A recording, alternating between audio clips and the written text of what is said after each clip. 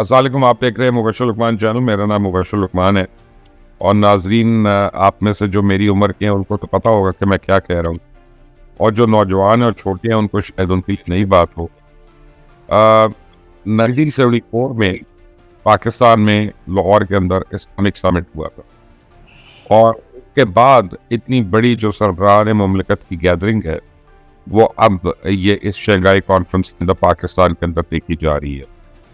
तो आप समझिए कि 41 साल का फ़र्क पड़ने के बाद, यानी उससे ज़्यादा फ़र्क पड़ने के बाद, आप ये देखें कि पाकिस्तान को अल्लाह ताला मौका दे रहा है कि वो पैराडाइम शिफ्ट करे। पाकिस्तान दुनिया की नज़र में अच्छा हो सके, पाकिस्तान दुनिया की नज़र में फ़ाल हो सके, और पाकिस्तान के अंदर दुनिया इंटरेस्टेड हो और पाकिस्तान में आके इन्वेस्टमेंट्स करे, और पाकिस्तान को जियो पॉलिटिकल इश्यूज़ के अंदर वो इम्पोर्टेंस दी जाए जो पाकिस्तान का एक हक है। एक वाहिद हम दुनिया की 7th और मुस्लिम वर्ल्ड की वाहिद हम ताकत है जो न्यूक्लियर पावर है।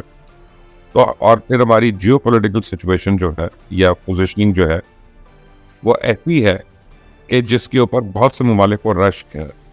लेकिन हमारे अंदर और उस वक्त जब इस्लामिक समिट हुआ था तो पाकिस्तान के पास होटल नहीं थे, घर नहीं थे, state bank state guest houses नहीं थे, तो लोगों ने अपने घर खोल दिए थे। इवन मुझे याद है कि अदाकार मोहम्मद अली और ज़ेबा के घर में शाह फैसल रहे थे जाके शायद, और लोगों ने अपनी गाड़ियाँ दे दी थी उस वक्त, क्योंकि सरकार के पास गाड़ियाँ नहीं थी मेहमानों की आमदोरफ्त के लिए।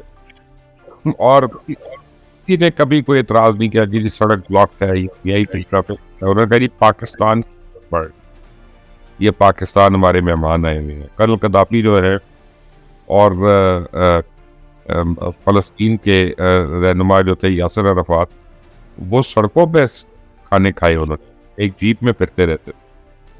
तो ऐसे भी मौक़े थे। लेकिन अब पाकिस्तान के अंदर एक इंतशारी टोला है जो जिसको प्रॉब्लम है कि पाकिस्तान की स्टॉक मार्केट क्यों अच्छी जा रही है, रेमिटेंस क्यों बढ़ गई है, फॉरेन एक्सचेंज रिजर्व क्यों बढ़ रहा है, पाकिस्तान स्टेबिलिटी की तरफ क्यों जा रहा है, पाकिस्तान काबिल कबूल क्यों हो रहा है। और 8 साल के गैप के बाद जो उन्होंने एक हरकत की थी, हिंदुस्तान से अपने ताल्लुकात ख़त्म कर लिए थे, तो अब जयशंकर जो आ रहे हैं, ये बहुत बड़ी डेवलपमेंट है। चाइनीज़ प्राइम मिनिस्टर आ चुके हैं पाकिस्तान में, इंडिया का बहुत बड़ा वफ्द आ रहा है, तो सब चीज़ वो इन्वेस्टमेंट साइन कर रहे हैं।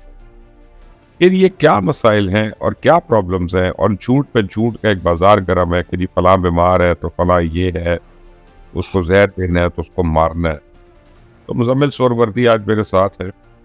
लेकिन आज आपने अगर मेरे कभी भी मुज़म्मिल के साथ शो देखा होगा, मैंने कभी इतना लंबा प्रीएम्बल नहीं दिया। मैं एक छोटा सा सवाल करता हूँ और कोशिश करता हूँ कि मेरे मेहमान जो है उसका तज्जिया करे और उसका जवाब दे। लेकिन आज जब मैं सारा दिन की मैं सोशल मीडिया को फॉलो कर रहा था, तो मुझे बड़ा दुख हुआ कि ये वो लोग हैं जो अपने आने वाली नस्लों की, अपनी औलाद के मुस्तकबिल से खेल रहे हैं और इनको समझ नहीं आ रहा। सर असल में कहने वाली कोई बात नहीं है। मेरा मतलब है जो एहतजाज की जिन्होंने कॉल दी हुई है वो भी से नहीं दी हुई, वो भी मजबूर हैं। और वो मैं समझता हूँ कि उनसे अगर आप पूछें तो वो समझते हैं कि वो गलत कर रहे हैं, लेकिन अब वो एक ऐसी टीम में फंसे हुए हैं जहाँ वो अगर आप इख्तलाफ करें तो पार्टी से निकल जाते हैं, और पार्टी से निकल जाएं तो सियासत ख़त्म हो जाती है। वरना अब कोई भी शीशूर आदमी इस एहतजाज की हिमायत नहीं कर सकता। अब आज 2 तरह के मौक़िफ़ सामने आए। कुछ लोगों की ये राय थी, मैं सुन रहा था कि जी तहरीक-ए-इंसाफ तो हमाकत कर ही रही है, तो हुकूमत को हमाकत के जवाब में हमाकत नहीं करनी चाहिए, और हुकूमत को इमरान खान से मुलाकात भी करा देनी चाहिए, डॉक्टर्स का विज़िट भी करा देना चाहिए, और हमाकत का जवाब हमाकत से नहीं देना चाहिए। एक राय जो पीटीआई सपोर्टर्स हैं, क्योंकि वो मुकम्मल तौर पर एहतजाज को सपोर्ट नहीं कर पा रहे थे, तो वो कहीं ना कहीं पीटीआई के लिए कि जी ठीक है, अगर हमारी डिमांड गलत भी है तो हुकूमत होश के नाखुन ले और हमारी गलत डिमांड मान ले। ये सारा जो दलील है इसके हक़ में, वो ये मैंने सुनी बहुत सारे दोस्तों की कि जी हमाकत से न दिया जाए। लेकिन मैं इसको और तरह मैं ये देखता हूँ कि पाकिस्तान में हेड्स ऑफ द स्टेट्स आ रहे हैं, और उनके आने पर एक सियासी गिरोह ने एहतजाज की कॉल दी है और कहा है कि हम अमन अमान ख़राब करेंगे। अगर आज रियासत पाकिस्तान अमन की खातिर उनके आगे सरेंडर करती है और उनसे अमन हासिल करती है उनके मुतालबात पूरे करके, तो कल कोई भी हेड ऑफ़ द स्टेट जब पाकिस्तान आने लगेगा तो उसको पता होगा कि अमन का सर्टिफिकेट तो वो सियासी गिरोह देता है, रियासत नहीं देती पाकिस्तान। अगर मुझे अपने विजिट के ऊपर पाकिस्तान में एहतजाज नहीं कराना तो मुझे उस सियासी गिरोह से बात करनी पड़ेगी। अगर मैं उस सियासी गिरोह से बात कर लूँगा तो मेरे जाने पर एहतजाज नहीं होगा, वरना मेरे जाने पर एहतजाज होगा, क्योंकि रियासत पाकिस्तान भी उनके आगे सरेंडर करती है अमन लेने के लिए। तो फिर मैं समझता हूँ कि पाकिस्तान में आने का NOC तहरीक इंसाफ जारी करेगी, हुकूमत पाकिस्तान या रियासत पाकिस्तान तो नहीं जारी करेगी। तो फिर अगर आप उनकी ये ताकत दुनिया के सामने आलमी सतह पे मनवाना चाहते हैं, इस्लामाबाद लैंड करने के लिए आपको PTI का या इमरान खान का NOC चाहिए अमन के लिए, तो फिर आप ये डिमांड मान लें और ये दलील मान लें कि जी हमाकत का जवाब हमाकत से ना दें और उनकी बात मान लें। लेकिन अगर रियासत पाकिस्तान की कोई रिट है और वो अमन कायम रख सकती है और वो अमन कायम करने के लिए किसी के हाथों ब्लैकमेल नहीं हो सकती, तो फिर मेरे ख्याल में शर्त नहीं माननी चाहिए। असल में मुझे जो एक बात समझ में नहीं आ रही है कि हिंदुस्तान में G20 की कॉन्फ्रेंस हुई और हिंदुस्तान में इससे पहले ये शंघाई कॉन्फ्रेंस थी, और जब G20 हो रही थी तो वहाँ पे इलेक्शन का बहुत जोर था और इलेक्शंस होने वाले थे। कांग्रेस, राहुल गांधी, ममता बनर्जी और पता नहीं कौन कौन जो है वो मोदी के गले पड़ा, आधे से ज़्यादा एंकर्स और यूट्यूबर्स वो उसके गले पड़े हुए, गोदी मीडिया और ये और वो। लेकिन G20 के दौरान किसी ने ऐसी हरकत कोई नहीं की कि जिससे इंडिया की सुखी, इंडिया की इंसान, इंडिया की बेइज्जती।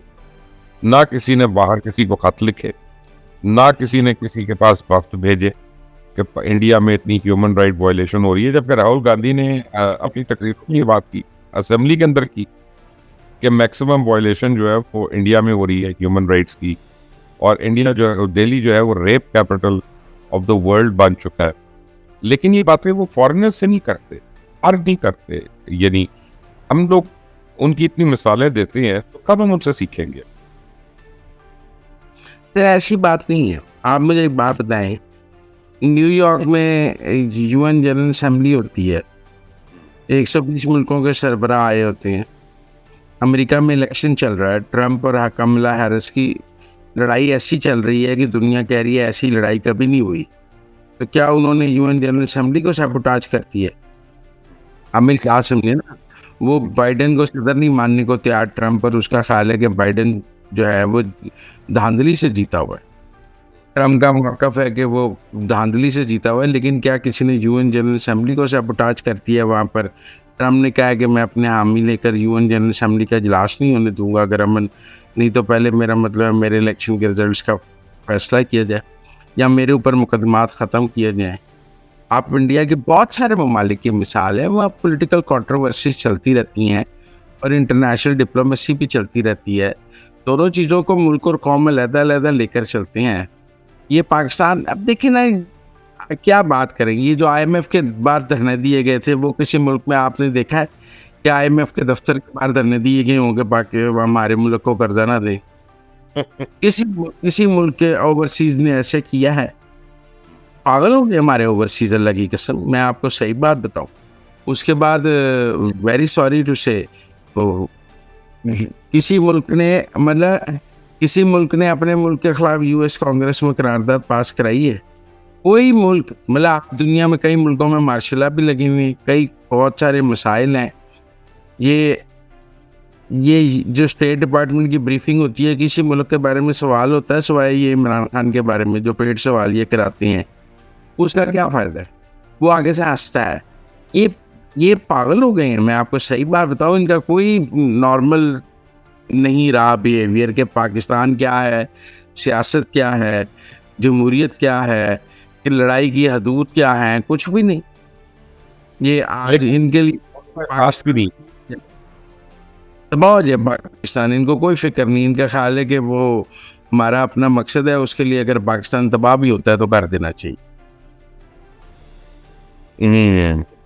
आपको पता है एक असल प्रॉब्लम जो है इनको वो ये है कि अलीमा खान और उजमा खान जो है उनको जेल में रखा हुआ है। तो अडियाला में अगर होती तो उनकी कोई ना कोई मुलाकात हो जाती कैदियों के टाइम पे या किसी टाइम पे, और वो मुखबरियाँ कर सकती हैं और बाहर मैसेजेस भिजवा सकती। मैसेजिंग के बंद होने पे सारों को तकलीफ है कि हमें पता नहीं चल रहा कंडापुर की माने, फलां की माने, किसी और की। फिर अगर देखें, पहली बात यह है कि ज़ीशऊर लोग हैं, क्यों नहीं समझ आ रही, आपस में बैठ के फैसला कर लें।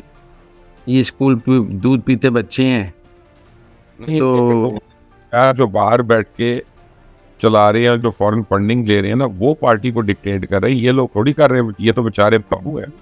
उनकी ये नामा नहीं उनकी, ये पाकिस्तान में बैठे हैं, ये सन ऑफ सॉइल है। ये लेके भी आप देखें, आज महादर कहता है जो ना आया मैं उसको खत्म कर दूंगा। कोई उन्होंने कहा तू लाहौरों आके जरा माल रोड तो जुलूस की क्यादत करके दिखा दे, तू लाहौर माल रोड ते आ जा जरा, नहीं तो वजीराबाद अपने घर से बाहर आ जा। चेरी क्रॉस से जुलूस की क्यादत करूंगा, टाइम क्यों दे के दिखा दे। आप खुद एस्टेब्लिशमेंट की मर्जी से गायब हैं। एस्टेब्लिशमेंट आपको पकड़ती नहीं है, वो कहती है हमारा बंदा है, आप लोगों को तड़ियां लगाते। भाई एक जर्नैल भी फारिग हो चुका है उन चक्रों में, खुदा के लिए ऐसे ना कहें एस्टेब्लिशमेंट का नाम आप। उन्होंने तो अपनी एक जर्नैल को फारिग कर दिया था महादर को मिलने पे। नहीं तो अभी भी उनकी मर्जी से ये महादर गायब है। नहीं अपना मैं नहीं मानता। वह मुराद सईद किसकी मर्जी से गए थे? अपनी मर्जी से गए। सरफेस पर नहीं आता ना, ये तो कहीं लाहौर जलसे तकरीर करके निकल जाता है। मैं नहीं मानता ये लाहौर जलसे से तकरीर करके निकल जाता है एस्टेब्लिशमेंट की मर्जी के बगैर। निकल सकता है, ISI की मर्जी के बगैर निकल सकता है।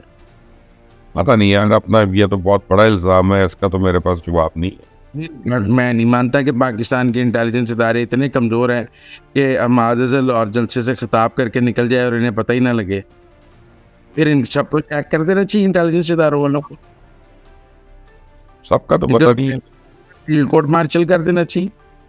लेकिन अब देखा ना, एक और कोर कमांडर साबिक कोर कमांडर के हवाले से खबरें आ रही हैं यूट्यूब वगैरह पे, डिफरेंट यूट्यूबर्स कर रहे हैं।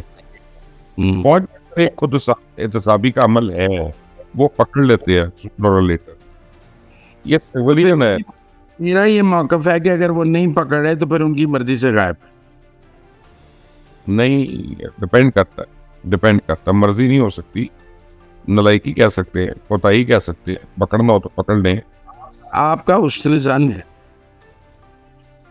बड़ी मेहरबानी। अच्छा जी, अब ये मुझे बताएं कि ये जो शंघाई कॉन्फ्रेंस है, आम आदमी ये कहता है कि इससे पाकिस्तान को फायदा क्या?